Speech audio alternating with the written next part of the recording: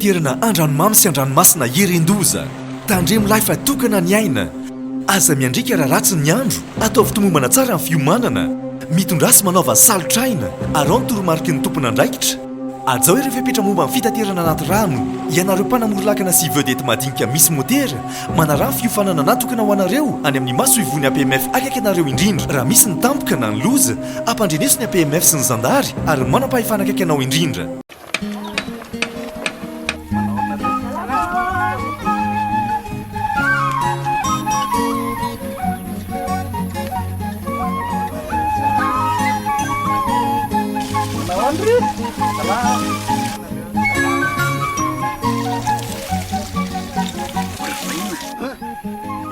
Lasa mamiritra be ny tanàna zay ty mandoetra mana tena fampandrosoana nefa tsy manefa na ariary azy baka everina tonga fotsiny am'izao zay nareo zay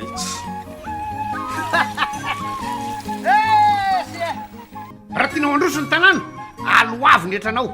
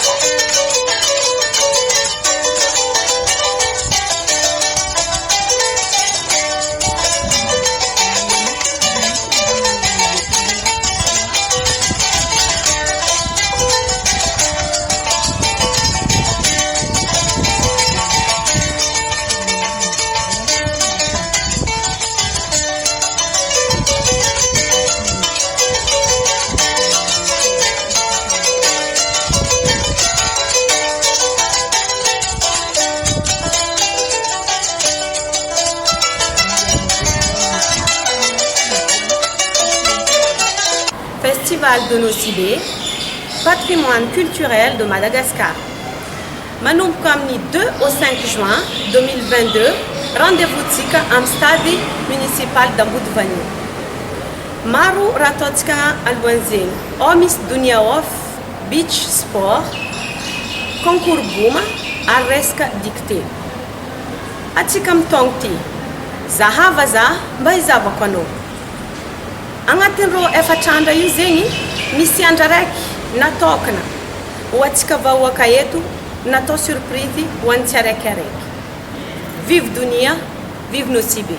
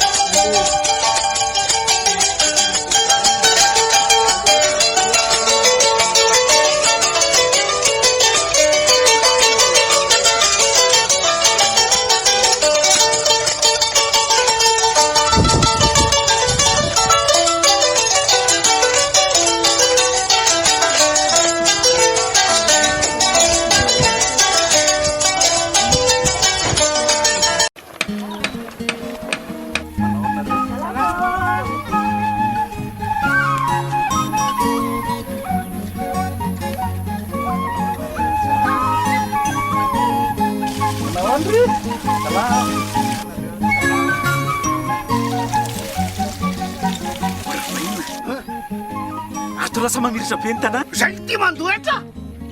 mana tena fampandrosoana nefa tsy manefa na ariary azo baka everina tonga fotsiny am'izao zay nareo zay tsy raha tiana mandroso ny tanàna aloavy ny etranao